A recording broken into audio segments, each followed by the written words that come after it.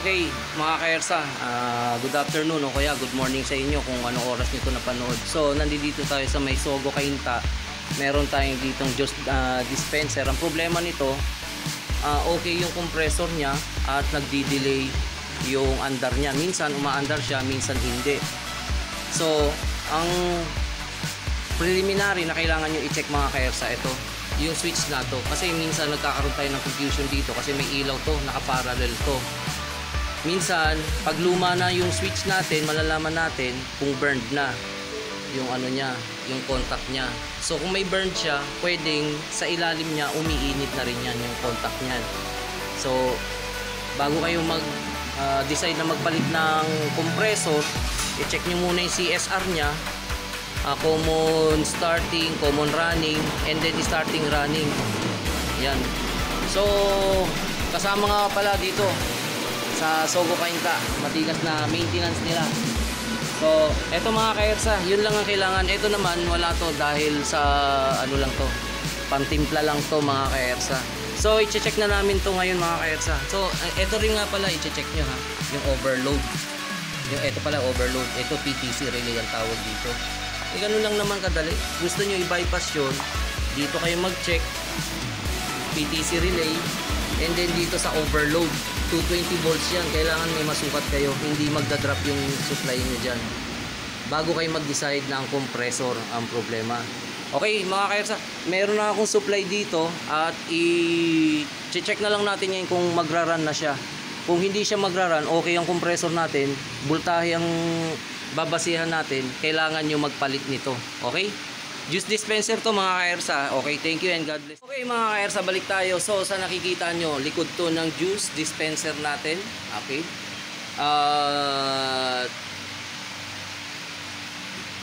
Gumagana na siya ngayon mga ka-ERSA. Yan. So dito to sa may Sogo Cainta to, no? And then, ang amperahe natin 1.7. I-note nyo lang, huwag mag 2 ampere ha. Ayan. Yan. So, nakita nyo mga ka-ERSA, naka-strip yung mga panggilid niya, no? Ito yung mga cover niya. Kasi, mga ka-ERSA, magkakaroon tayo ng confusion. Lumuwag lang to. Yan ang naging problema niya. And then, yung 220 niya ayaw tumawid doon. So, syempre, naglulus to.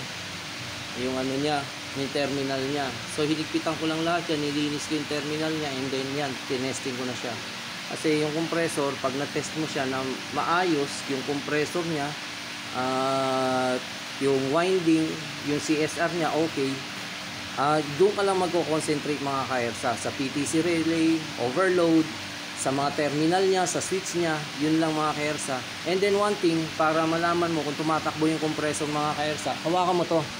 Ayan, yung condenser niya. Yan, condenser. Isa pa pala, dadagdag ko, thermostat. I-check nyo lagi yung thermostat. Kasi yung thermostat, pag nag-cut off, wala ka ng supply ng 220 papuntang compressor. Okay mga ka-ERSA, no?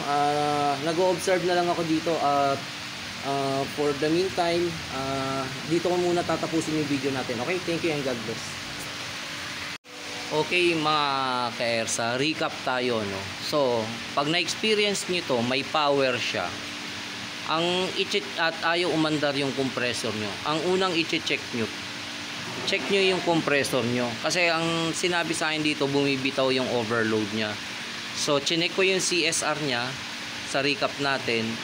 Yung common running, common starting. Halimbawa, common running mo, 8, 8, common starting mo 3.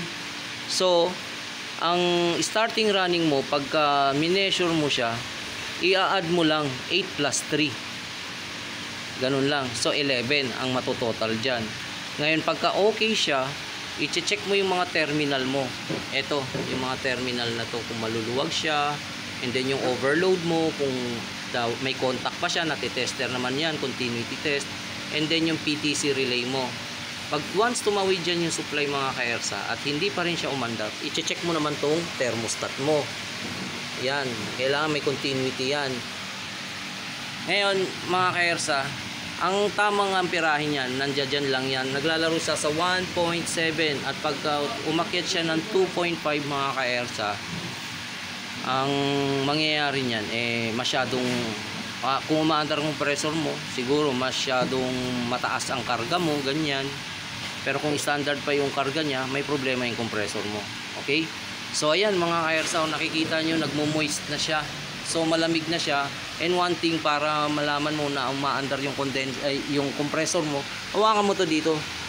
Yan, yung discharge side niya, mainit yan mga ka-ERSA. Parang rep lang. Yan. Ganun din sa mga aircon, yan. Hawakan mo lang tong condenser mo. Okay? Hanggang dito lang tayo mga ka-ERSA. Observing na lang ako nito. Okay? Thank you and God bless po.